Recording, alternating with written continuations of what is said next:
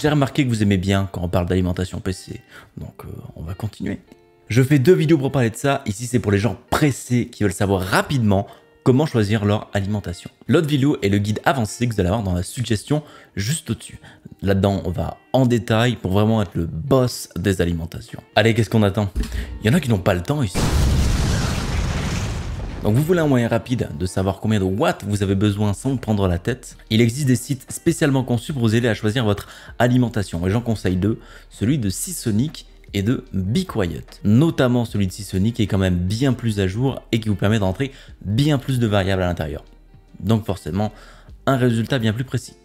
Le principe est simple, vous rentrez vos configurations et le site vous sort combien de watts vous allez consommer au maximum et quelle alimentation vous allez devoir prendre. Bien sûr de la marque du site du fabricant, sinon ce n'est pas drôle. Si vous voulez les checker tout de suite, les liens sont disponibles dans le commentaire épinglé en dessous. Et ensuite, vous avez vos besoins en wattage qui vont apparaître. Mais après, ils vont vous donner le minimum en termes d'alimentation que vous pouvez prendre. Par contre, prendre le minimum, c'est jamais recommandé parce que votre PSU, au moment où vous allez y aller fort, eh ben, il va chauffer énormément. Une fois qu'ils ont fait la suggestion d'une alimentation de leur marque, prenez tout simplement le wattage, par exemple ici 650, et cherchez une alimentation dans ces watts-là qui correspond à votre gamme de prix. Parce que bien sûr, ici c'est le marketing, ils vont chercher à vous vendre l'alimentation la plus chère possible. Pensez bien aussi à prendre du gold si vous dépassez les 650 watts. Voilà, ça mange pas de pain, c'est pas bien grave. Ça va vous aider en termes d'efficience et surtout que ce sera bien meilleur qu'un PSU en bronze.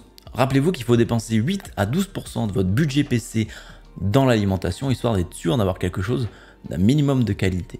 Parce que je sais, c'est particulièrement alléchant de trier ces alimentations du moins cher au plus cher et de prendre la moins chère possible qu'on puisse trouver. Si vous faites ce genre de choses, vous êtes très certainement le genre de personne à monter son alimentation à l'envers et à l'étouffer.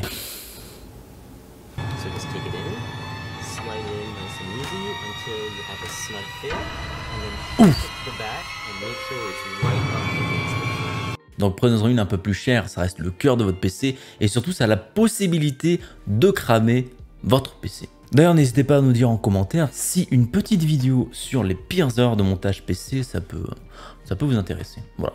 Petite occasion de se marrer, n'hésitez pas à me dire dans les commentaires si ça vous intéresse. Ensuite si vous voulez des marques à qui faire confiance, parce qu'une fois qu'on a son wattage, eh ben, c'est compliqué quand on ne connaît pas de s'y retrouver parmi les marques, lesquelles sont bonnes, lesquelles sont mauvaises, parce qu'on va trouver des alimentations qui sont pas chères, qui ont bon wattage, qui ont la bonne certification, mais est-ce que tout ça, ça finit par être de la bonne qualité et ça assure la longévité?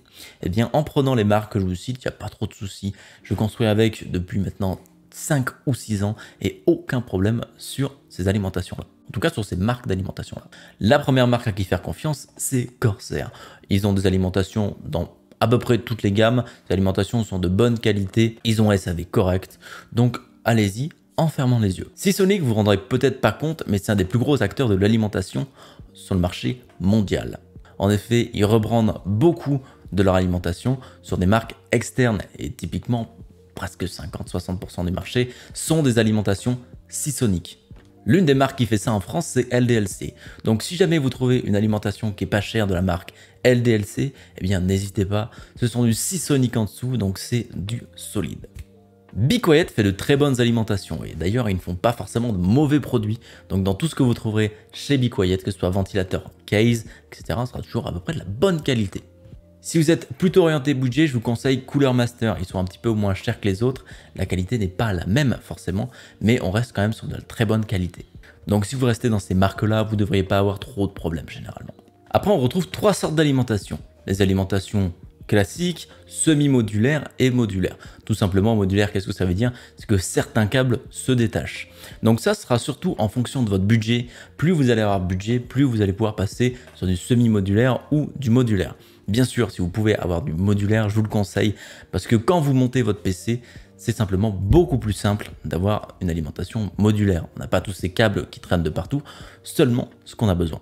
Le seul problème avec ça, c'est que ça coûte plus cher, mais en soi, ça ne changera pas les performances de votre alimentation. C'est simplement plus sympa pour vous, pour monter le PC. Ok les PC, c'est bon pour vous, je vous libère. Vous allez pouvoir maintenant arrêter d'acheter vos alimentations au pifomètre.